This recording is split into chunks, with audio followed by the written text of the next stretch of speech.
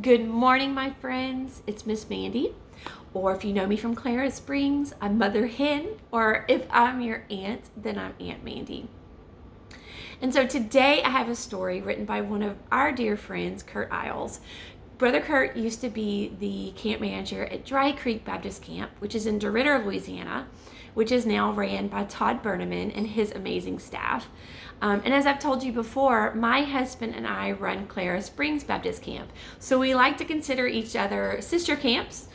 We are very thankful for the camp ministry that they do in the southern part of our state as we are in the northwest part of our state. And so Kurt Isles, again, he used to run Dry Creek. He loves history. He is an amazing local author, and I love reading his books because I learn so much because of the amount of history that he puts in. So today's story is a children's book that he wrote actually for his grandkids, and it will be your history lesson today. So get comfy. Moms, you may want to take notes because you could actually ask questions on this later because this is some history, especially about Louisiana. And so this is called A Horse's Tale, Uncle Sam, A Horse's Tale by Kurt Isles, illustrated by Jade Ross.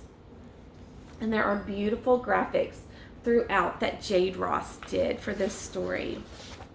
So this is the story of a fine horse named Sam and how he came to live in the piney woods of Louisiana. Uncle Sam had lived all of his life in West Texas at a place called Fort Bliss. His name came from the letters U.S. branded on his flank, showing that he belonged to the United States Army's 1st Cavalry.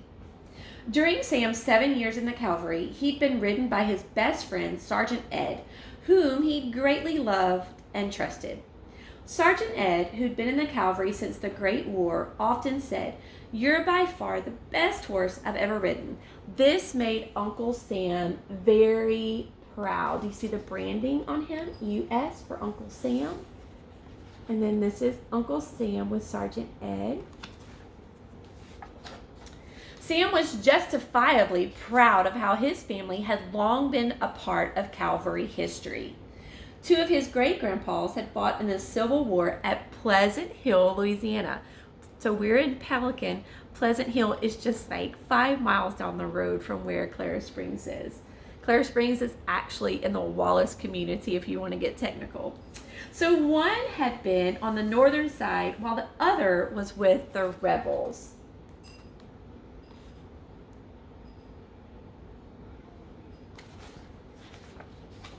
One day, during the summer of 1941, Sergeant Ed said, "Sam, we're going west for the Louisiana Army maneuvers.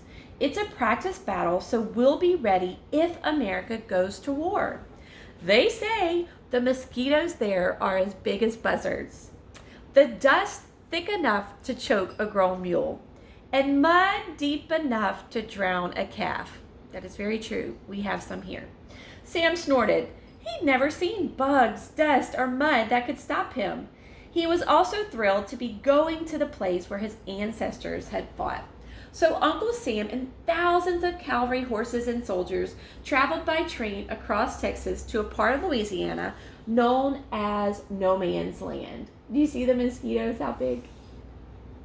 Can you imagine 1,000 horses traveling by trains? It's crazy. Sam looked forward to seeing the huge trees he'd heard about, but was saddened upon arrival. All of the tall trees had been cut by the sawmills, and only acres and acres of stumps were left. He now understood why they called this area No Man's Land. About a week after arriving is when Sam met a strong mule named John Henry. His father had been a plow horse, and his mother was a small donkey. John Henry would reminisce about roaming the vast longleaf pine forest with his father. "Now, Sam, I don't have as much horse sense as you, but when I looked up at those tall trees, I knew there was a God that made them." See, there's a picture of the John Henry's parents right there as he's reminiscing. One day, as Uncle Sam and Sergeant Ed were training near Camp Claiborne, their unit came to a place called Steep Gully Hill. None of the horses and riders were brave enough to charge down the hill. Sergeant Ed stopped at the cliff edge and whispered, "Can we do it, Sam?" Sam shook his mane, then safely clawed down the hill. After that, the soldiers gave him a new name, Sure-Footed Sam. Can you imagine? That's a brave horse. The next day, Sam saw a huge clanking machine coming down the road. Many of the horses ran away in fright, but not Sam. He'd been trained to never run from danger or loud noise. As the tank clanked by, Sergeant Ed said, "Sam, there's one of those tanks that's going to put you out to pasture." Sam snorted at the smoking machine. "I bet it couldn't go down Steep Gully Hill." Do you see the picture?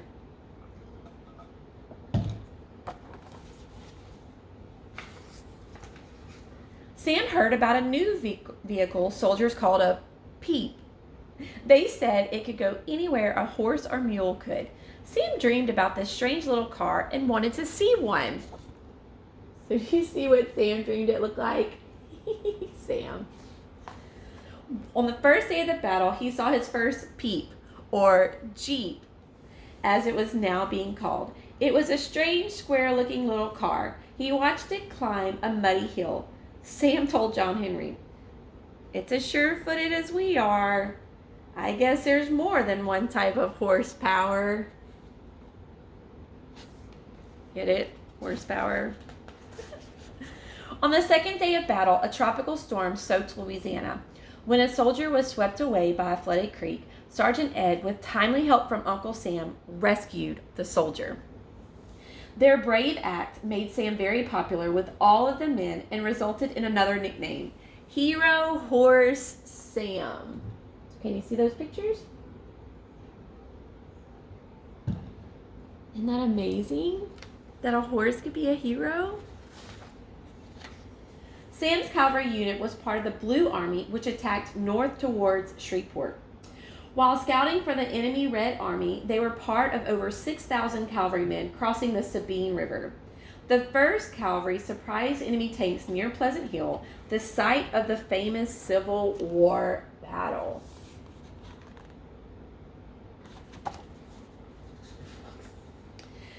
That was also the day that Sam first met Bonnie, a new horse in their unit.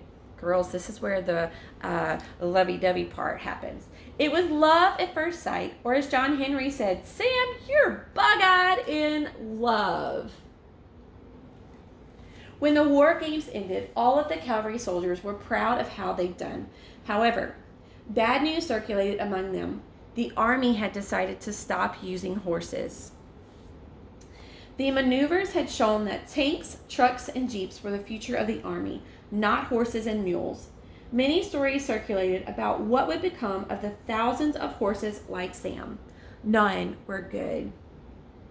But the sadness in Sam's eyes right there. That night, Sam and Bonnie talked for a long time about their future, and because they were in love, they made a promise that they would stay together. Sam said, "Bonnie, I'm not sure what a soap factory is, but if you go, I'm going too." A week later, on the night before returning to Texas, Sergeant Ed slipped to Sam's stall. "Sam, I know you don't understand, but I'm letting you go." Tears ran down Sergeant Ed's cheeks as he gently stroked Sam's mane. "I'm turning you loose so you can live free. You're too good of a horse for a soap factory." He pointed north. "Run into the woods and hide. You'll be safe there." Sergeant Ed led Sam outside, removing his bridle and reins. When Sam wouldn't leave, he slapped him on the flank. "Get out of here!"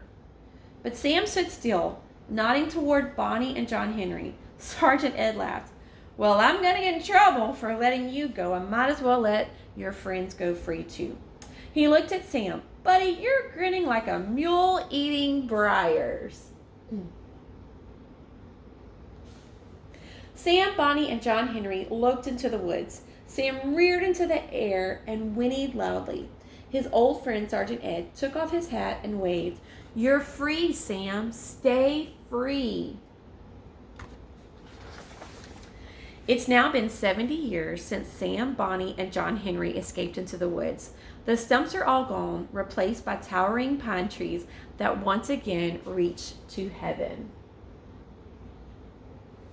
Several hundred wild horses still run Kisatchie National Forest near Fort Polk, many of them the grandchildren of Sam and Bonnie.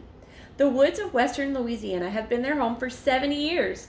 Hopefully, they'll be free for many years to come. So did you know that? That's where the wild horses from around Fort Polk come from. They are still there. And so Kurt Isles has a sense of humor. May the horse be with you. Or maybe Jade, the emerging artist from Alexandria, Louisiana. At this time the book was printed, she was a senior at Alexandria Senior High, so I'm sure she's now in college. But Kurt writes books from his hometown in Dry Creek, Louisiana. And so it's around the Ritter. And he is author of over 10 books that celebrate the life of Piney Woods, and they can be found at www.creekbank.net. Again, Kurt Isles is a dear friend of ours. I would love for you to be able to purchase this book, Uncle Sam, A Horse's Tale, and many more from him. And again, that website is www.creekbank.net. If you talk to him, tell him Mandi Mills at Clara Springs sent you. But I hope that you enjoyed this history lesson for today, all about our local area, and some about the wild horses that run around Kisatchie National Forest and around Fort Polk, because they can still be seen today. So thank you for joining me today. I will look forward to having you here tomorrow. Bye.